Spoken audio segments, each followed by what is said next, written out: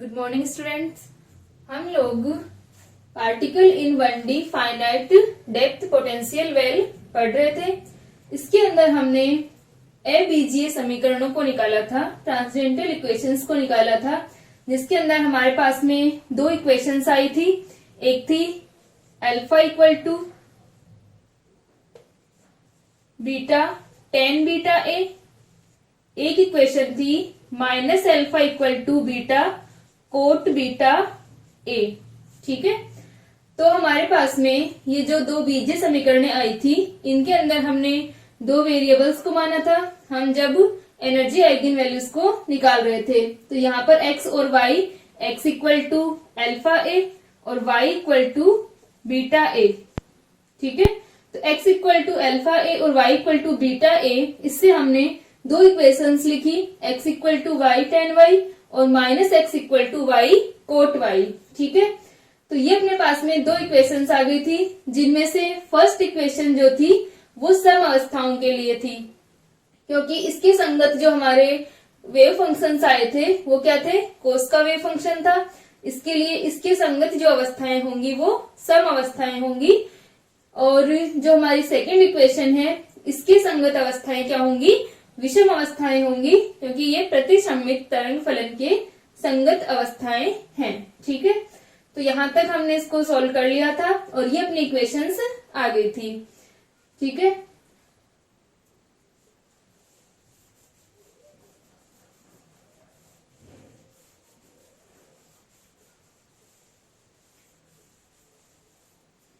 और एक अपने पास इक्वेशन थी X square plus Y square equal to gamma square.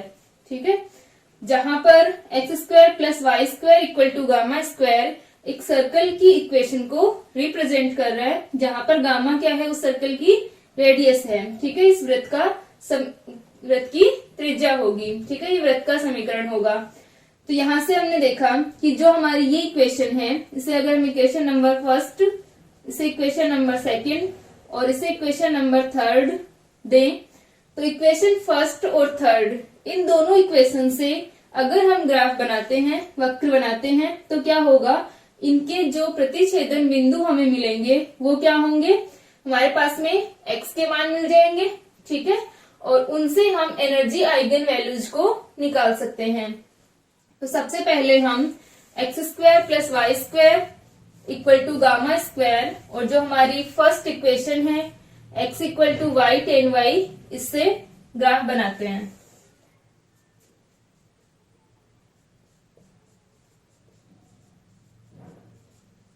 ठीक है, गामा जो है, गामा का मान क्या था, 2mv0 upon H cut square into A square था, यानी ये डिपेंड कर रहा था v0 और ए स्क्वायर पर। ठीक है, गामा प्रोपोर्शनल था v0 ए स्क्वायर पर। तो यहां से हम इस इक्वेशन और इस इक्वेशन के लिए ग्राफ बनाते हैं, गामा की अलग अलग वैल्यूज के लिए। ठीक है, गामा की अलग अलग वैल्यूज के लिए हमें क्या मिलेंगे, सर्कल मिलेंगे अलग अलग रेडियस के लिए। जैसे मान लो हमने गामा इक्वल्स टू 1 रखा, तो 1 रेडियस का हमें सर्कल मिल जाएगा।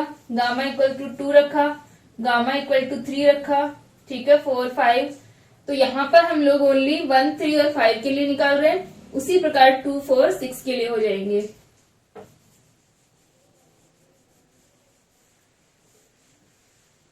तो सबसे पहले हम ग्राफ बना रहे हैं इन दोनों इक्वेशन से, एक्स वाई टेन वाई और X square plus Y square equal to gamma square.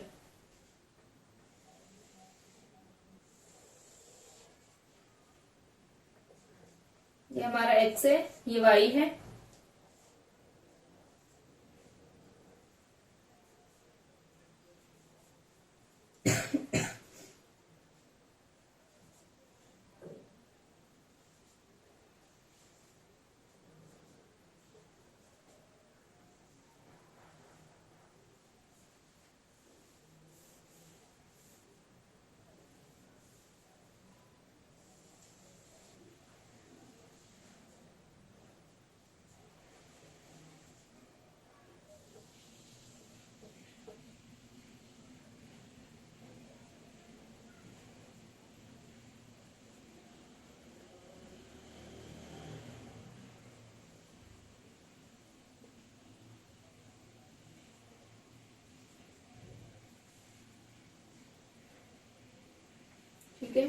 तो यहाँ पर अपना एक ग्राफ जो होगा वो x equal to Y tan Y का होगा। ठीक है, तो जब हम टेन का ग्राफ बनाते हैं तो टेन थीटा क्या होगा, टेन थीटा होता है sine theta upon cos theta. ठीक है, sine theta upon cos theta, तो टेन जीरो कब होगा, जब साइन जीरो होगा। ठीक है, यानी थीटा इक्वल टू जीरो पर टेन जीरो हो जाएगा। ठीक है, टेन थीटा का मान क्या रहेगा, थीटा इक्वल टू जीरो पर टेन का मान जीरो होगा, और theta equal to pi by two पे, यानी जब कोस जीरो होगा, theta equal to pi by two पे कोस जब जीरो होगा तो टेन थीटा की वैल्यू क्या हो जाएगी, इन्फिनिटी हो जाएगी। टेन इनफाइनाइट को टेंड करेगा, यानी theta equal to pi by two हुआ, तो यहाँ पर टेन थीटा हमारे पास में, ये जब कोस थीटा जीरो हो जाएगा तो ये इक्वेशन अपनी क्या बन जाएगी, अनंत की ओर जाएगा। ठीक है, तो इस प्रकार हमारा जो ग्राफ होगा टेन थीटा का वो जीरो से स्टार्ट होके पाई बाई टू पे इनफाइनाइट हो जाएगा। ठीक है, तो जो हमारी 1 2 3 4 5 ये वैल्यूज हम रखेंगे गामा के लिए। ठीक है, गामा की वैल्यू होंगी, यानी इस सर्कल की ये रेडियस होंगी, त्रिज्याएं होंगी। तो यहाँ पर जैसे मान लो गामा इक्वल टू 1 का हम सर्कल बनाते हैं तो वो यहां से होके जाएगा, गामा इक्वल टू 3 का सर्कल इस प्रकार जाएगा, और गामा इक्वल टू 5 का सर्कल इस प्रकार से जाएगा।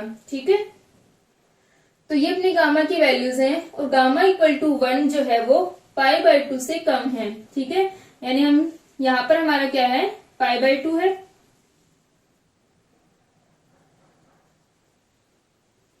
इसी प्रकार यहाँ अगर हमारा पाई बाई टू होगा तो पाई कहाँ पे हो जाएगा, 3 पे।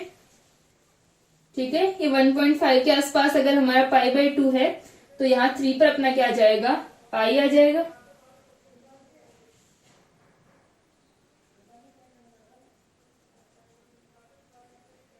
ठीक है, इसी प्रकार यहां पर अपना हो जाएगा 3 पाई बाई टू।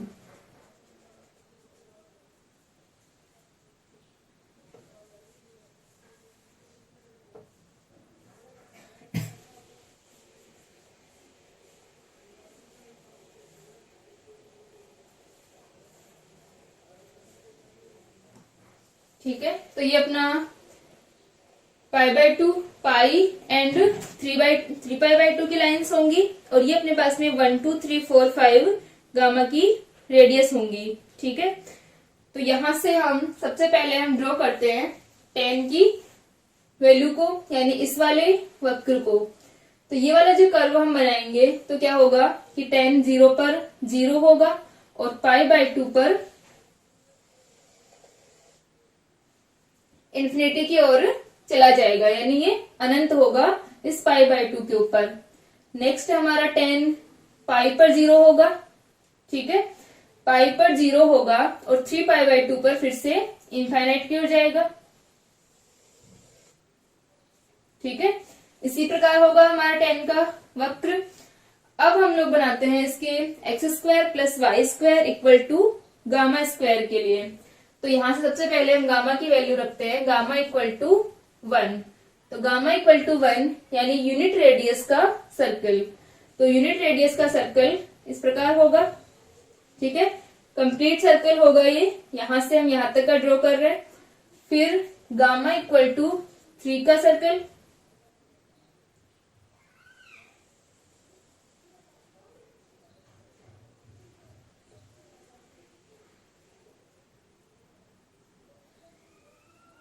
ये इस प्रकार आएगा, गामा इक्वल टू 3 का सर्कल। फिर हम बनाते हैं गामा इक्वल टू 5 का सर्कल।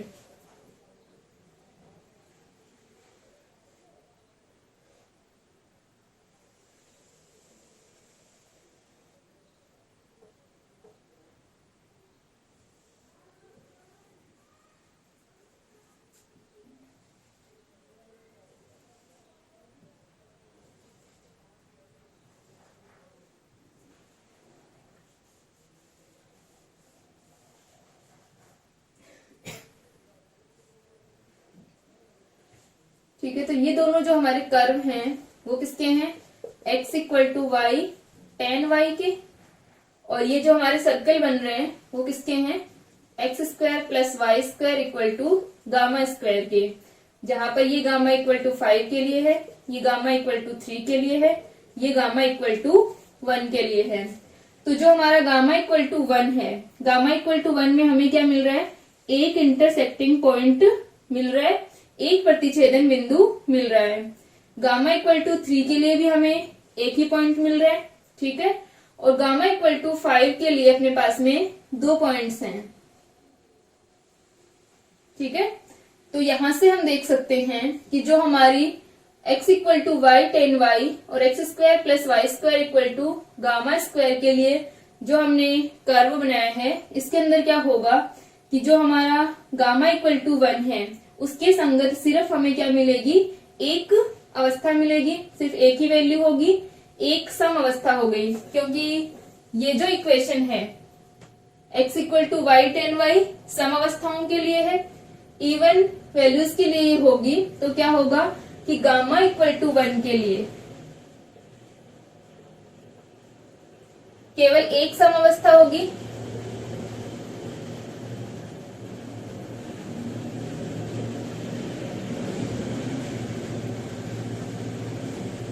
ठीक है। इसी प्रकार अगर हम बात करें गामा इक्वल टू 3 की, तो क्या होगी, इसमें भी ओनली एक ही इवन वैल्यू होगी अपने पास में, एक ही इवन स्टेट होगी। जब हम गामा इक्वल टू 5 की बात करें तो गामा इक्वल टू 5 के लिए क्या होगा, 2 अवस्थाएं होंगी, ठीक है, 2 सम अवस्थाएं होंगी। तो यहाँ पर हमने सिर्फ एक ही कर्व बनाया अभी तक, तो यहाँ पर अपने पास में आ गया कि गामा इक्वल टू 1 के लिए एक आ गई, गामा इक्वल टू 3 के लिए भी एक, और गामा इक्वल टू 5 के लिए 2 सम अवस्थाएं यहाँ पर आई हैं। तो ये जो अपन ने एनर्जी आइगन वैल्यूज लिखी हैं, ये क्या है, अपनी एक्स एन का स्क्वायर या वाई एन का स्क्वायर जो हमें मिलेगा, एक्स एन का स्क्वायर है ये अपने पास में, ठीक है। एक्स एन की वैल्यूज हमें कहां से मिलेंगी, एक तो इस वाले से, ठीक है, इन दोनों के इंटरसेक्टिंग पॉइंट से, एक हमें मिलेंगी जो हमारा दूसरा कर्व है X N equal to Y cot Y से, ठीक है। तो यहां से हमें एक्स एन की वैल्यूज मिल जाएंगी और यहां से मिल जाएंगी, यानी अभी हमें जो मान मिले हैं इनसे हम एनर्जी आइगन वैल्यूज निकाल सकते हैं, और जो नेक्स्ट हम कर्व बनाएंगे उनसे अपन एनर्जी आइगन वैल्यूज निकाल सकते हैं, ठीक है। तो एक तो हमारा कर्व ये होगा, इसको बना लें।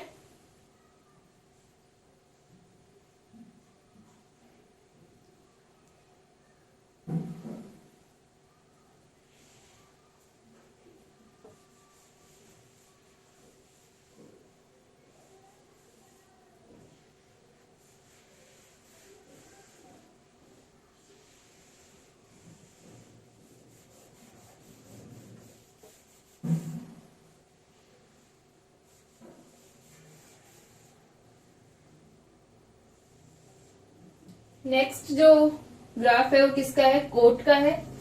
कोट की वैल्यूज, कोट 0 पर क्या होगा, क्योंकि कोट क्या होता है, कोस थीटा अपॉन साइन थीटा होता है। तो थीटा इक्वल टू 0 पर हमारा साइन जो होता है वो 0 होता है, इसकी वजह से क्या हो जाएगी, कोट की वैल्यू इनफाइनाइट हो जाएगी, अनंत हो जाएगी। और जो पाई बाई टू पे क्या होगा, कोस 0 होगा। तो कोट की वैल्यू पाई बाई 2 पर कितनी रहेगी, 0 रहेगी। और इसी प्रकार पाई के ऊपर, क्योंकि cot theta equal to sine cos theta upon sine theta होता है,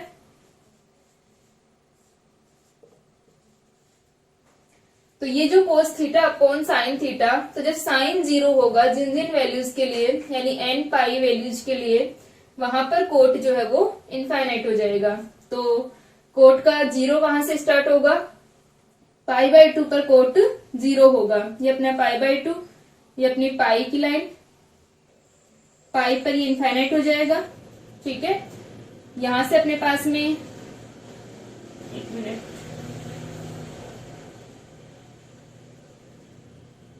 ठीक है, ये पाई होगा, पाई पे क्या होगा, ये अनंत होगा। इसी प्रकार फिर से 3 पाई बाई 2 पर,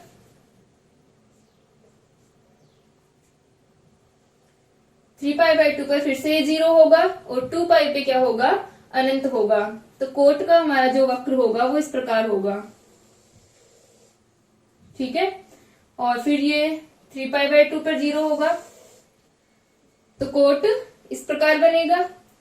अब गामा की अलग अलग वैल्यूज के लिए हम फिर से सर्कल बनाए, जैसे कि हमने इस वाले इक्वेशन से बनाए थे, वैसे ही इन दोनों इक्वेशन से इनके इंटरसेक्टिंग पॉइंट हम ज्ञात करते हैं।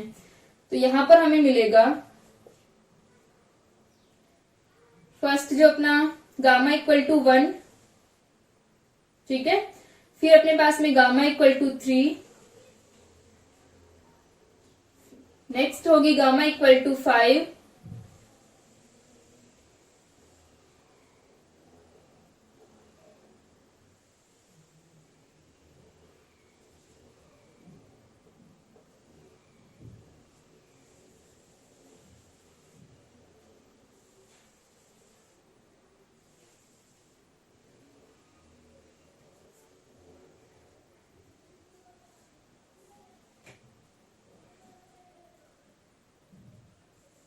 ये दोनों अपने किसके कर्व होंगे, y कोट y के।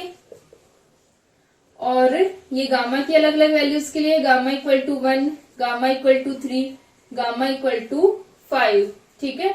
तो यहाँ पर क्या होगा कि जब गामा इक्वल टू 1 है, यानी गामा इक्वल टू 1 के लिए कोई भी ओड स्टेट नहीं मिलेगी, कोई भी विषम अवस्था नहीं मिलेगी, क्योंकि गामा इक्वल टू 1 का जो सर्कल है किसे भी इंटरसेक्ट नहीं कर रहा है।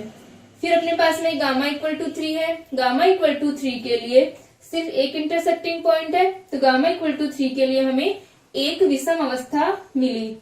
और गामा इक्वल टू 5 के लिए कितनी मिल जाएंगी, 2 विषम अवस्थाएं मिलेंगी, ठीक है। यहाँ पर 2 बार इंटरसेक्टिंग पॉइंट आ गए, तो क्या हो गई, 2 विषम अवस्थाएं मिल गई। यानी गामा इक्वल टू 5 के लिए और गामा इक्वल टू 1 के लिए अपने पास में क्या रिजल्ट आएंगे कि जब हमारा गामा इक्वल टू 1 था, तो गामा इक्वल टू 1 के लिए ओनली एक हमें क्या मिली थी, सम अवस्था मिली थी, विषम अवस्था कोई भी नहीं है। यानी गामा इक्वल टू 1 के लिए सिर्फ सम अवस्था होगी।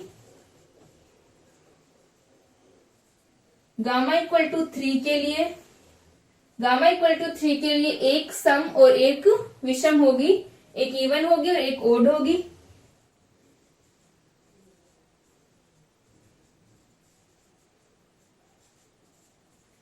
और गामा इक्वल टू 5 के लिए, गामा इक्वल टू 5 के लिए हमें क्या मिला, 2 सम अवस्थाएं मिली थी और 2 ही विषम अवस्थाएं मिल रही हैं, ठीक है।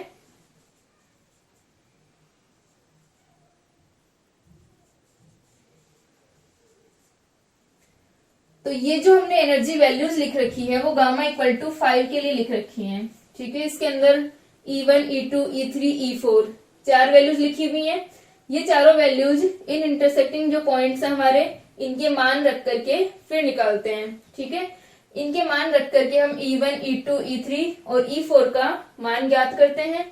तो ये गामा इक्वल टू 5 के संगत हमें 4 वैल्यूज मिली, जहां पर E1, E2, E3, E4 हमारी क्या होंगी, सम और विषम मिलकर के हैं, क्योंकि 4 हो गई, 2 सम हैं और 2 विषम हैं।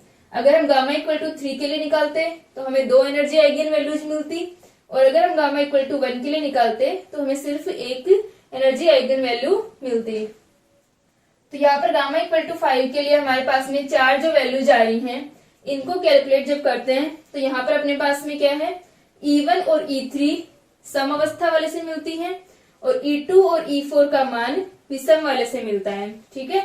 तो E1 और E3 सम अवस्था वाला जो हमारा कर्व था उससे हमें मिली, इसलिए ये सम अवस्था के संगत ऊर्जाएं होंगी, और जो E2 और E4 है वो विषम अवस्थाओं के संगत ऊर्जा स्तर होते हैं। ये हमें इस कर्व से मिलते हैं, ठीक है। इनकी कैलकुलेशन करने पर ये वैल्यू जाती हैं, तो इनको डायरेक्ट लिख लेना कि E1 और E3 सम के संगत है, E2 और E4 विषम के संगत होती हैं, ठीक है। ठीक है, इसको ड्रॉ करें।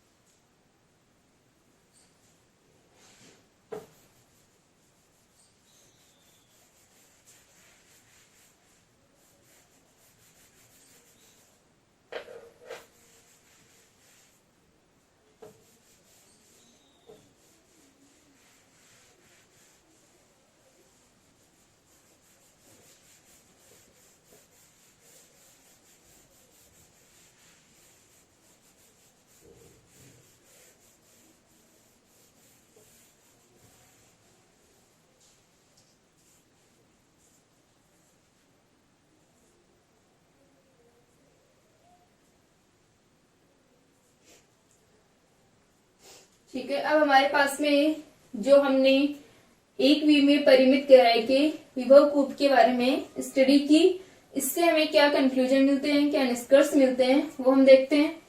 तो हम लिख सकते हैं एक वी में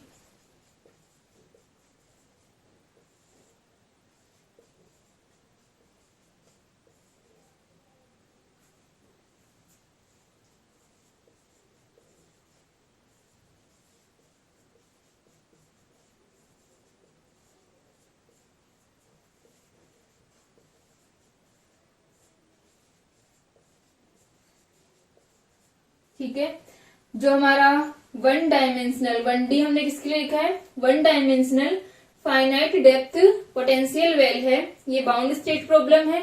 इससे हमें निम्न निष्कर्ष मिल रहे हैं।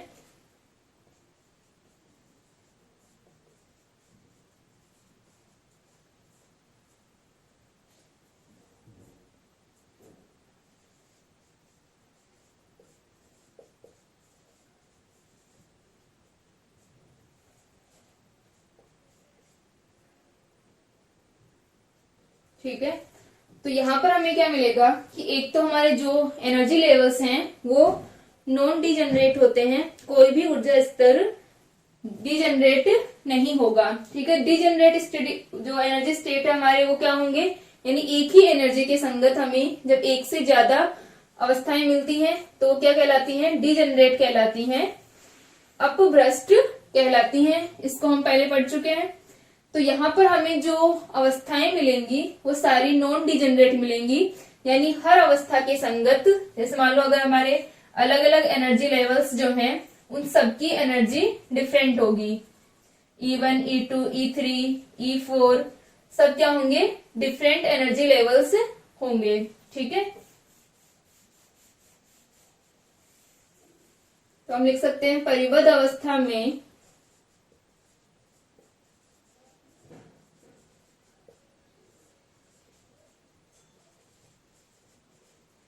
ऊर्जा स्तर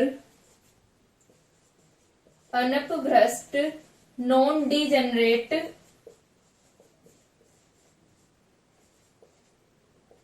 ठीक है, अनपभ्रष्ट नॉन डिजेनरेट। ठीक है, एक तो अपने पास में क्या हो जाएंगे, एनर्जी जो वैल्यूज होंगी वो अनपभ्रष्ट होंगी। दूसरी जो ऊर्जा स्तरों की संख्या है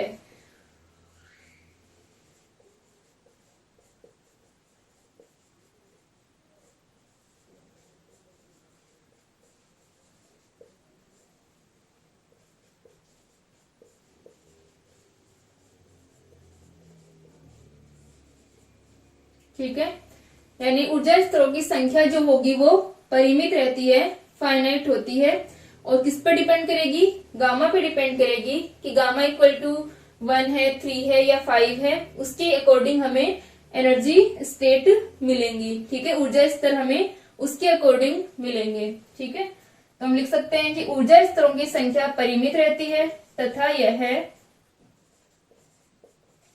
गामा पर निर्भर करती है।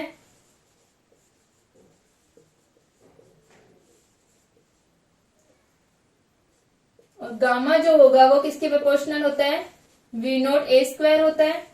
इसे विभव कूप का प्रबलता प्राचल स्ट्रेंथ पैरामीटर कहते हैं।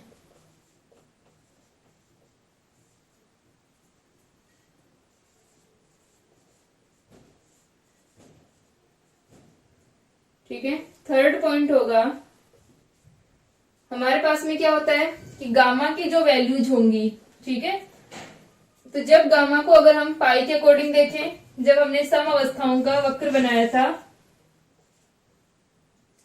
तो ये थी अपने पास में गामा इक्वल्स टू 1 का, गामा इक्वल टू 3 का, और ये अपने पास में था गामा इक्वल टू 5 का, और जो अपने पास में 10 का जो वक्र आ रहा था वो क्या था, इस प्रकार था।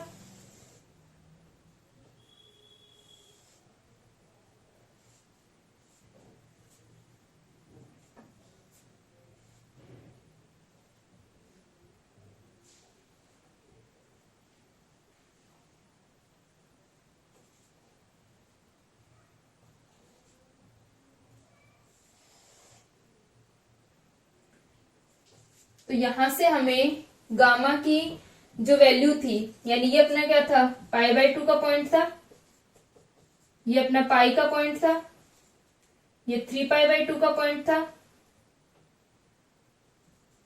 ये वाला।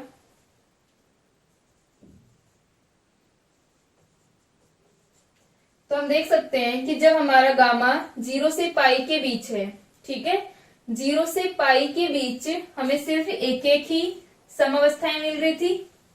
यहां पर भी सिर्फ एक थी, गामा इक्वल टू 1 के लिए भी, गामा इक्वल टू 3 के लिए भी सिर्फ एक ही समावस्था थी। यानी जब गामा का मान 0 से पाई के बीच था, ठीक है, जब गामा का मान 0 टू पाई होता है,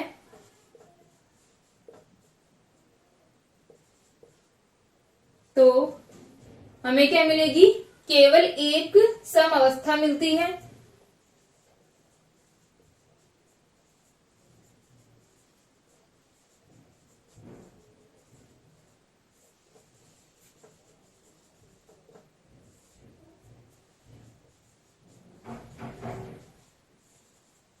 तथा जब गामा पाई से पाई 2 पाई तक होगा, ठीक है, पाई से 2 पाई के लिए, यानी यहां से 2 पाई तक, तब हमें दो सम परिबद्ध अवस्थाएं मिलती हैं, ठीक है, होता है, तो दो सम परिबद्ध अवस्थाएं प्राप्त होती हैं।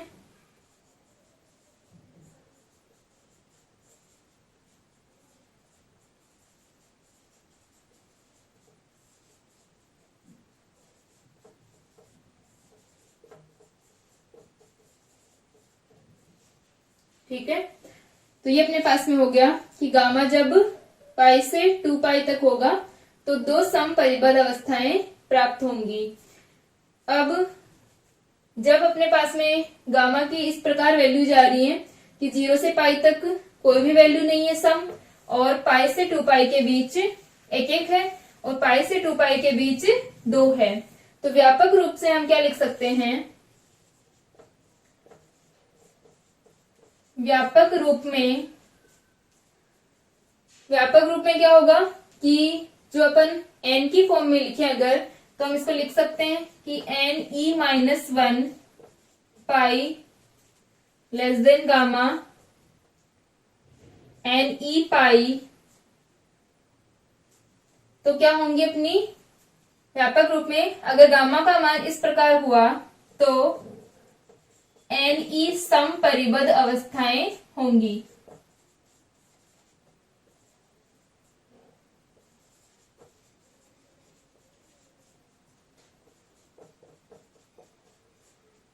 ठीक है, ये कैसे आया, यानी अगर हम n(e) की वैल्यू 2 रख रहे हैं तो हमारी इक्वेशन क्या बन जाएगी, 2-1 पाई और 2 पाई, यानी गामा का मान जब पाई से 2 पाई के बीच है तो हमारी जो सम परिबद्ध अवस्थाएं होंगी, इवन बाउंड स्टेट्स जो होंगी, वो कितनी होंगी, n(e) के इक्वल होंगी, ठीक है, और हमने n(e) का मान क्या रखा है, 2 रखा है, यानी हमारी 2 स्टेट्स हमें मिलेंगी जो कि हमें वक्त में मिल रही थी। अब अगर हम n(e) का मान 1 रखते हैं, यानी गामा 0 से पाई के बीच है, तो हमारी सम परिबद्ध अवस्थाएं कितनी हो जाएंगी, 1 हो जाएंगी, जो कि हमें ग्राफ में मिल रही थी। तो हम इसे जनरल फॉर्म में इस प्रकार लिख सकते हैं, ठीक है, इसको लिख लें।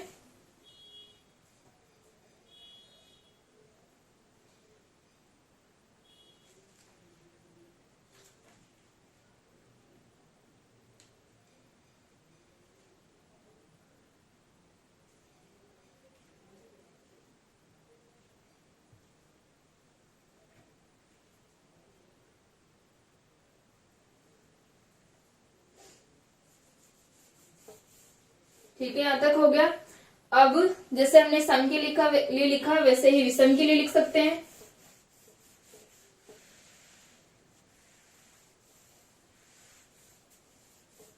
ठीक है, ये इवन स्टेट्स के लिए था। अब हम लिखते हैं ओड स्टेट्स के लिए। तो ओड स्टेट के अंदर क्या होगा कि जब गामा का मान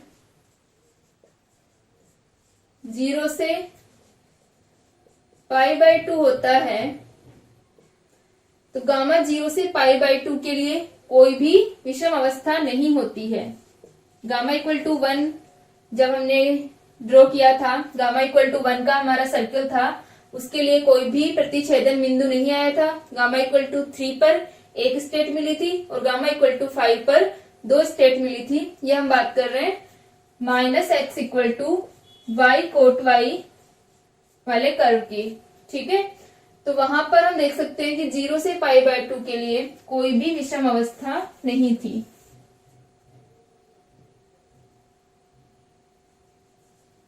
जब गामा का मान 0 से π/2 होता है तो कोई भी विषम अवस्था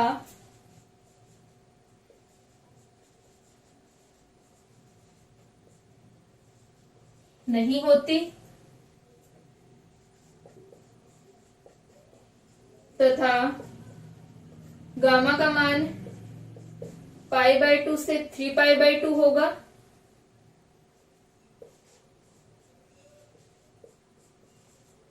तो तब हमारे पास में क्या आती है, एक विषम अवस्था आएगी। जब गामा इक्वल टू 3 का हमने सर्किल बनाया था तो वहां पर हमें क्या मिली थी, एक विषम अवस्था मिली थी। ठीक है, तो इसके लिए हम लिख सकते हैं कि जब गामा का मान π/2 से 3π/2 होगा तो वहां पर एक विषम अवस्था होगी।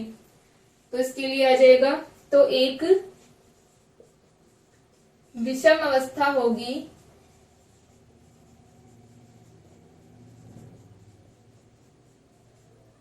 तो जनरल फॉर्म में क्या हो जाएगा, व्यापक रूप में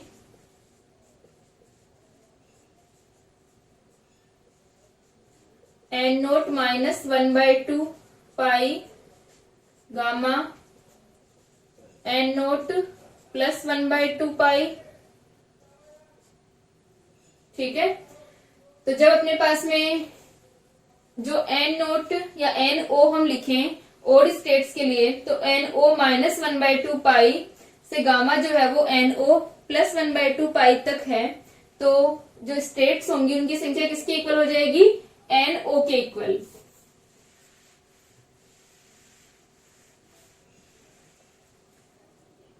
पाई हो तो क्या होगा, तो विषम परिबद्ध अवस्थाओं की संख्या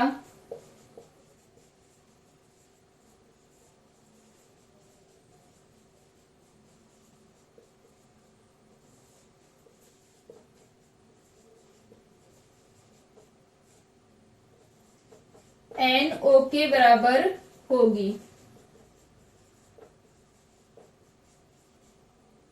ठीक है, तो ये हमारे पास में जो हमारी सम और विषम अवस्थाएं हैं उनके लिए रिजल्ट आ जाएंगे कि गामा के ऊपर ये डिपेंड करेंगी और किस प्रकार होंगी। तो हम इसको लिख सकते हैं, 5th पॉइंट हमारा, कि जो सम और विषम अवस्थाएं होंगी वो गामा पर निर्भर करती हैं और साथ में इस तरह से हमें मिलती है कि एक बार हमें सम मिल रही है, एक बार विषम मिल रही है। क्योंकि हमने गामा इक्वल टू 5 के लिए जब देखा तो जो हमारी E1, E2, E3, E4 थी, इसमें से E1 सम होती है, E2 विषम होती है, E3 सम होती है और E4 विषम होती है। तो हमें क्या मिलती जाएंगी, सम और विषम अवस्थाएं मिलती जाएंगी। ठीक है, तो ये हो जाएगा गामा के लिए क्रमशः सम तथा विषम अवस्थाएं प्राप्त होती हैं।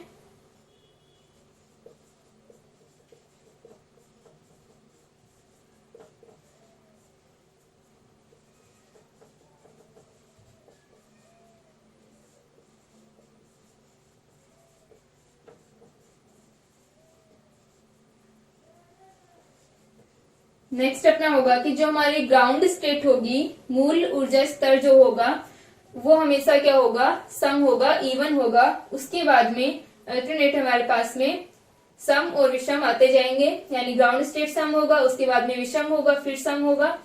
तो यहां से हो गया कि मूल ऊर्जा स्तर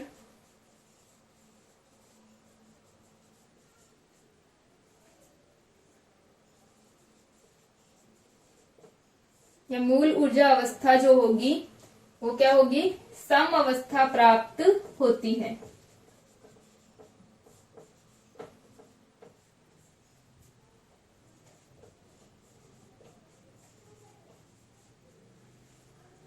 ठीक है, यहां तक लिख लें इनको।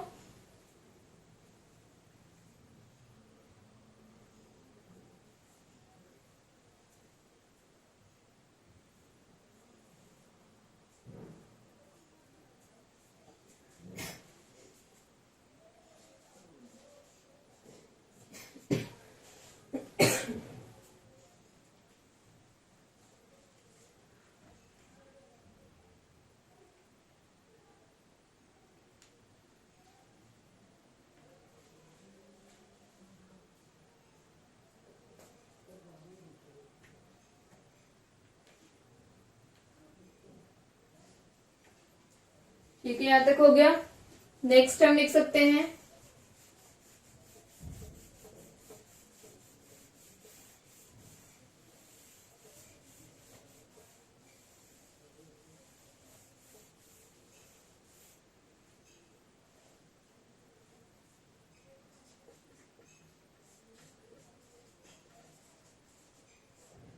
विभव कूप में ऊर्जा स्तरों की संख्या